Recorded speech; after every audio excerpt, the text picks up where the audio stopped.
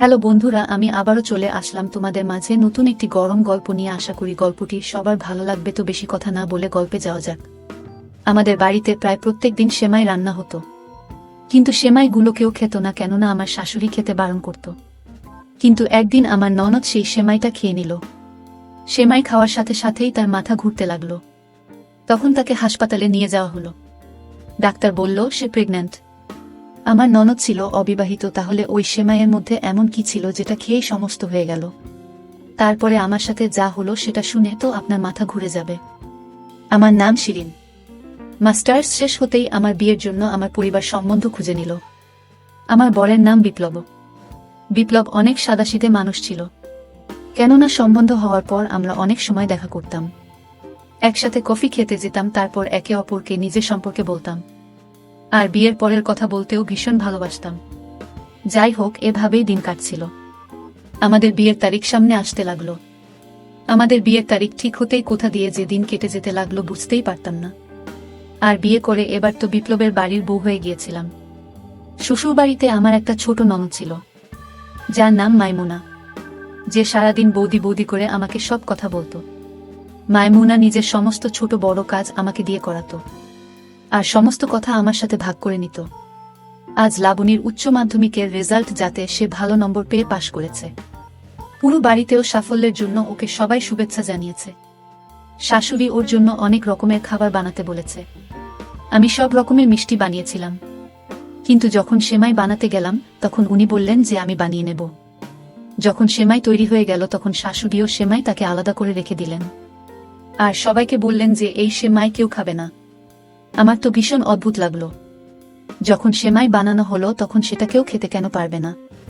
যাই হোক, আমি এই ব্যাপারটাকে কোনো নিয়ম নীতি ভেবে অদেখা করে দিলাম, কারণ আমার শাশুড়ি ছিলেন সংরক্ষণশীল মহিলা, যে নিয়ম নীতিকে ভীষণ গভীরভাবে মানতেন। এভাবেই দিন কেটে যেতে লাগলো। একদিন যখন আমি আমার ঘরে বসেছিলাম তখন বিপ্লবের ফোন আসলো, আর সে বলল বিকেল বেলায় আমাদের বাড়িতে কিছু বন্ধু খেতে আসবে, এই জন্য তুমি কিছু ভালো খাবার বানিয়ে রেখো। আমি বিপ্লবকে বললাম কি জন্য তারা আসছে। তখন বিপ্লব বলল, আসলে আমার প্রমোশন হয়েছে, এই জন্য আমি আমার বন্ধুদেরকে পার্টি দিতে চাইছি। কিন্তু আমি ভাবলাম যে বাইরে হোটেলে যাওয়ার বদলে তাদেরকে ঘরে ডেকে নিই, কারণ তুমি এত ভালো ভালো খাবার বানাও যে বাইরে যাওয়ার প্রয়োজনই হবে না। এরপর ফোন রেখে দিয়ে আমি খাবারের আয়োজন করতে লাগলাম।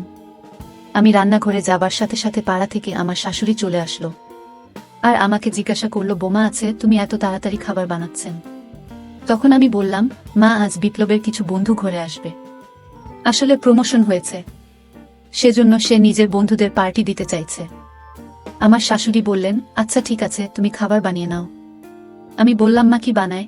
কারণ আমি তো বিপ্লবকে জিজ্ঞাসা করি যখনই আমি খাবার বানাই, কেননা আমার সবসময় এটাই অভ্যাস হয়ে এসেছে যে আমি বাড়িতে যারা বড় তাদেরকে জিজ্ঞাসা করিনি যে খাবার কি বানাবো। প্রায় আমি যখন আমার বাবার বাড়িতেও কিছু বানাতাম তখন মা আর বাবাকে অবশ্যই জিজ্ঞাসা করে নিতাম, আর এই জন্যই এখানে আমি আপনাকে জিজ্ঞাসা করছি। তখন মা বললেন, বানিয়ে নাও, তোমার যা ঠিক মনে হয় তা বানিয়ে নাও। এবার আমি অনেক রকমের খাবার বানালাম, আর তারপর যখন আমি সেমাই বানানোর জন্য দুধ ফোটাতে গেলাম তখনই আমার শাশুড়ি সেখানে চলে আসেন, আর বললেন, দাঁড়াও বৌমা, সেমাই আমি বানাবো, তুমি অন্য কাজ করো। আমি বললাম যে না মা, সব কাজ তো হয়ে গেছে, প্রায় শুধুমাত্র সেমাই বানানো বাকি। তখন মা আবার বললেন, বললাম তো আমি বানিয়ে নেব। তখন আমি বললাম ঠিক আছে। আমি এরপর আটা মাখতে লাগলাম, তখনই শাশুড়ি সেমাই বানাতে লাগলো, আর তারপর সেটাকে আলাদা বাসনে করে রেখে দিল। আমি বললাম, না, আপনি তাকে আলাদা করে রাখলেন কেন? তখন সে বলতে লাগলো, না না, কিছু না, এমনি রেখেছি, যখন এটা ঠান্ডা হয়ে যাবে তখন আমরা এটাকে পরিবেশন করব। আমি বললাম ঠিক আছে। কিছুক্ষণ পরে বিপ্লব আর তার বন্ধুরা ঘরে চলে আসলো। তাদেরকে চা আর মুখরোচক খাবার দিয়ে কিছুক্ষণ আমি কথা বললাম। তখন তার বন্ধুরা হাসতে হাসতে বলতে লাগলো, আরে ভাই, খিদে তো আমাদের প্রাণ বেরিয়ে যাবে, খাবার কি বানানো কিছু হয়েছে নাকি নয়? তখনই বিপ্লব বলতে লাগলো, হ্যাঁ ভাই, শিরিন এক্ষুনি খাবার পরিবেশন করবে। এবার তো আমারও ভীষণ খিদে পেয়েছিল। তখন সবাই খাবার টেবিলে চলে আসলো, আর আমি আস্তে আস্তে করে সমস্ত খাবার টেবিলে আনতে লাগলাম। আর যখন টেবিলে আমি সেমাই নিয়ে যেতে লাগলাম, শাশুড়ি মা আমার হাত ধরে বলল, সেটা নিয়ে যেও না। তখনই আমি জিজ্ঞাসা করলাম, কেন, সেমাই কেন নিয়ে যাব না? তখনই সে বলতে লাগলো যে আমি একবার বলে দিয়েছি তো যে নিয়ে যাবে না। আমি ভাবলাম আর তর্ক করে লাভ নেই, এই জন্য বললাম আচ্ছা ঠিক আছে। এবার যা কিছু বাকি ব্যঞ্জন বানিয়েছিলাম সেই সমস্ত কিছু ওদেরকে পরিবেশন করলাম। সব লোকেরা ভরপেট খাবার খেল। এবার তো ওর বন্ধুরা খাবারের অনেক প্রশংসা করল। আমার ভীষণ আনন্দ লাগলো যে শেষমেশ আমার মেহনত রং নিয়ে এসেছে, কেননা আমি খাবার বানানোর জন্য অনেক পরিশ্রম করেছি। সব লোকেদের খাবার এত পছন্দ হলো যে আমার শুনে ভীষণ সন্তুষ্টি হলো। যাই হোক, ওরা খাবার খেয়ে চলে গেল, আর আমরাও যে যার ঘরে চলে গেলাম। একদিন শাশুড়ি সেমাই বানিয়ে টেবিলের উপর রেখে দিল। তখনই পাড়া থেকে একজন কাকিমা আসলো, শাশুড়ি মাতার সাথে কথা বলতে শুরু করলো, আর সেই সেমাই তাকে সেখানে টেবিলের উপর রেখে ভুলে গেল। তখনই লাবণী কলেজ থেকে আসলো, আর আসতে না আসতেই না জিজ্ঞেস করে সে সেমাই খেয়ে নিল। যখন আমি দেখলাম যে লাবণী সেমাই খাচ্ছে, তখনই আমি তাকে আটকানোর চেষ্টা করলাম, কিন্তু আমি যতক্ষণ সেখানে পৌঁছেছি ততক্ষণে লাবণী সে সেমাই খেয়ে ফেলেছিল। আমার এবার প্রাণ বেরিয়ে যাওয়ার মতো অবস্থা হলো। এবার জানি না মা কি ব্যবহার করবে। আমি লাবণীকে বললাম যে এটা তুমি কি করলে, মা কাউকে সেমাই খেতে দেয় না, অন্তত খাবার আগে জিজ্ঞাসা তো করে নিতে পারতে।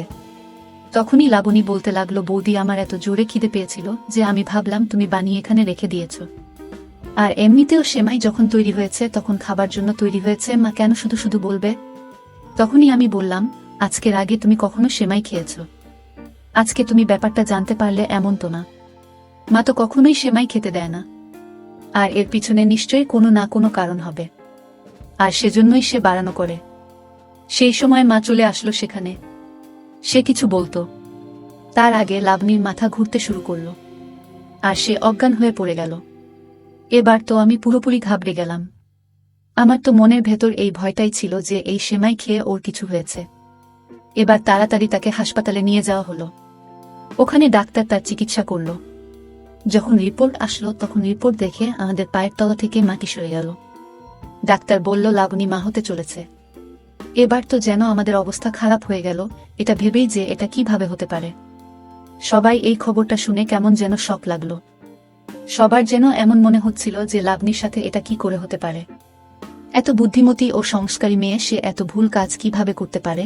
কিন্তু তার সংস্কারের থেকে বেশি তার সেমাই খাওয়ার উপরে আমার সন্দেহ হচ্ছিল। আমার তো এটাই মনে হচ্ছিল। প্রত্যেকবার মাসে মাই খেতে বারণ করে, আর আজ যখন লাবণী সেই সেমাই খেয়ে নিল, ওর শরীর খারাপ হতে লাগলো, আর তাকে হসপিটালে সবকিছুই বলে দেওয়া হলো। আমার তো মাথার মধ্যে ব্যাস একটাই কথা ঘুরছিল, আমার মনে যেন ঘৃণা তৈরি হয়ে গিয়েছিল। যখনই সেমাই নাম হতো তখনই যেন আমার সারা গায়ের রং খাড়া হয়ে যেত। তারপর আমরা সবাই লাবণীকে হসপিটাল থেকে বাড়ি নিয়ে আসলাম। সবাই লাবণীর উপর রাগ করেছিল। বিপ্লব তো লাবণীর সাথে কথা পর্যন্ত বলতে চাইছিল না। তার তো এটাই মনে হচ্ছিল যে লাবণী পুরো সমাজে তাদের নাক কাটিয়েছে। সবাই লাবণীর উপর রেগেছিল, কিন্তু লাবণীর দোষ তো আমার নজরে যেন আসছিল না। আর আমার তো মনের মধ্যে খালি থেকে থেকে একটাই কথা আসছিল, আর সেটা হলো সেমাই খাওয়ার কথা।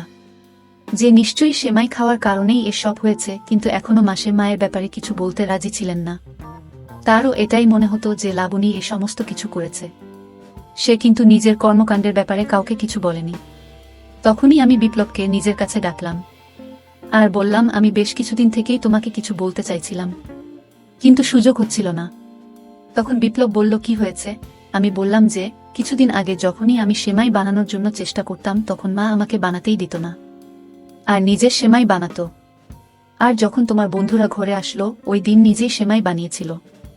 সেটা একটা আলাদা বাসনে করে আলাদা রেখে দিয়েছিল।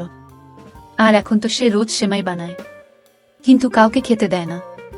আর আজ যখন সে টেবিলের উপর সেমাই রেখে ভুলে গেছে, তখনই লাবণী এসেই সেমাই খেয়ে নিয়েছে। আর তারপর থেকেই তার সাথে এই সমস্ত ঘটনা ঘটে গেছে। কিন্তু বিপ্লব স্বামীর কথা শুনে হাসতে লাগলো, আর বলল, সেমাই খেলে আবার এমনটা হয় নাকি? তুমি কি লাবণীর ভুলটাকে চাপা দেওয়ার চেষ্টা করছো? বিপ্লব এবার আমার উপরে রেগে গেল। কেউ আমার কথা বুঝতেই চাইছিল না। তারপর আমি লাবণীর ঘরে গেলাম, আর তাকে ভালোবেসে জিজ্ঞেস করতে লাগলাম, লাবণী, যদি এমন কোনো ঘটনা ঘটে থাকে তাহলে প্লিজ আমায় বলো, আমি বাড়ির সবার সাথে কথা বলি। তখন লাবণী কাঁদতে কাঁদতে বলল, বৌদি, এরকম কিছুই আমি করিনি। আজ পর্যন্ত আমি কারো সাথে কোনো সম্পর্ক আসেনি। আমি মায়মুনা মুখ থেকে পরিষ্কার শুনতে চাইছিলাম যে সে নিজের জায়গায় একদম নিজে ঠিক আছে, কিন্তু এবার আমি পরিবারের সদস্যদের কিভাবে বোঝাবো? আমি শাশুড়ি মায়ের সাথে কথা বলার কথা ভাবলাম, তখনই মা বলতে লাগলো, মায়মুনা হয়ে তুমি কিছু আমাকে বলতে এসো না, এটা কিন্তু লাবণীর ভুল। তখনই আমি আমার মাথা ধরে বসে গেলাম আর ভাবতে লাগলাম যে জানি না যে আসলে হচ্ছেটা কি, এতে কি লাবণীর ভুল আছে নাকি আমি কিছু বুঝতে পারছি না।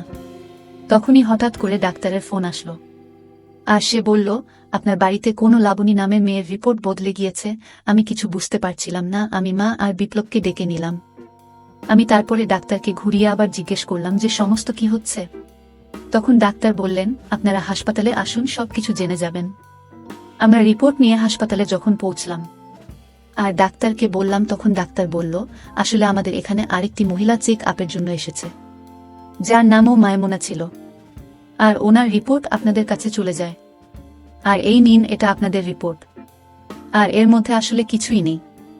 বেশ কিছু বাসি খাবার খাওয়ার জন্য ওর ইনফেকশন হয়ে গিয়েছে, যার জন্যই ওর মাথা ঘুরছিল আর বমি হচ্ছিল।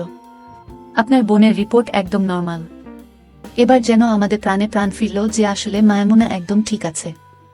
আমরা মায়মুনা আসল রিপোর্ট নিয়ে ঘরে পৌঁছলাম আর এই সমস্ত কথা লাবণী আমার মাকে বললাম। মায়মুনা আমাকে জড়িয়ে ধরল আর তার চোখ দিয়ে জল পড়ছিল। সে বলতে লাগলো, তোমাদের আমার উপর বিশ্বাস করা উচিত ছিল।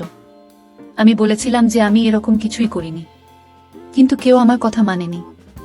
আমি তখন বললাম, এবার তো আর কোনো ব্যাপার নেই সেরকম।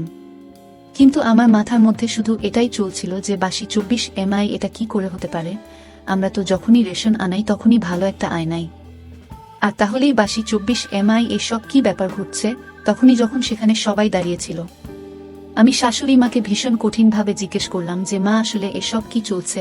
আপনি কেন সেমাই কাউকে খেতে দেন না? আসলে তোমার শ্বশুরমশাইয়ের মৃত্যু সেমাই খাওয়ার কারণে হয়েছিল। আসলে আমরা যখন সেমাই বানিয়েছিলাম তখন ওর মধ্যে যেটা পড়েছিল তার মধ্যে কিছু আশা ছিল বাসি। সেটা দোকানদারের বেখেয়ালি মনোভাবের জন্য হয়েছিল, যার জন্য ওর ইনফেকশন হয়ে গিয়েছিল, আর তাই ওর মৃত্যু হয়েছিল। আর সেদিন থেকেই আমি সেমাই জিনিসটাকে ঘেন্না করি। ওই দিন থেকেই ঘরে আমি সেমাই বানাই, কিন্তু কাউকে খেতে দিই না। কেননা আমার মনের মধ্যে একটা ভয় ছিল যে যদি আবার কেউ সেমাই খায় আর তার যদি কিছু হয়ে যায়, আর ওই সেমাই সেজন্য আমি সবসময় কুকুরদের খাইয়ে দিই, যাতে তোমার বাবার আত্মার শান্তি হয়। তখন থেকেই আমি তোমাকে সেমাই বানাতে দিই না। কেননা তুমি যদি সেমাই বানাও আর তোমার সেমাই আমি কুকুরকে খাওয়াই তো তোমার খারাপ লাগবে। সেজন্যই আমি সেমাই বানাই আর সেটা আলাদা করে রেখে দিই, আর বিকেল হলে সেগুলো কুকুরকে খাইয়ে দিই। এবার এই সেমাই রহস্যটা আমার সামনে চলে এসেছিল। এটা জানার পর আমার ভীষণ অদ্ভুত লাগলো যে তার এত অন্ধবিশ্বাস কিভাবে হতে পারে। শ্বশুরের মৃত্যু সেদিন লেখাই ছিল কপালে, সেটা যে কোনো ভাবেই হতে পারত। আর তাছাড়া জরুরি তো নয় যে তার মৃত্যু যেহেতু সেমাইয়ের জন্য হয়েছে তো সবাই সেমাই খাওয়া বন্ধ করে দেবে। যাই হোক, আমি এ সমস্ত কথা আমার শাশুড়িকে আর বলিনি, কেননা তার ভাবনাকে আঘাত করতে চাইনি।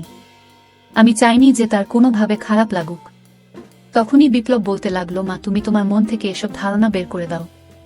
এবার বিপ্লবের আরও একটি ব্যাপারে লজ্জা লাগছিল, যার কারণে সে লাবণীর দিকে তাকাতেও পারছিল না। সেনা ভেবেচিন্তেই লাবণীকে কত কিছু বলে দিয়েছিল। কোনো রকমে বিপ্লব মায়মুনার কাছে ক্ষমা চাইল, আর তারা দুজন ভাই বোন নতুন করে আবার জীবন কাটাতে শুরু করল। আমার মুখেও এবার হাসি ছিল, কেননা শেষ পর্যন্ত সব ঠিক হয়ে গেছে। সেমাই খাওয়ার যে কথাটা আমার মনের মধ্যে চলছিল সেটা এবারও সমাধান হলো, আর লাবণীর উপর যে দোষারোপ করা হয়েছিল সেটাও মিটে গিয়েছিল। এটি ছিল আমাদের আজকের গল্প। আশা করি আজকের গল্পটি আপনাদের ভালো লেগেছে। ধন্যবাদ বন্ধুরা।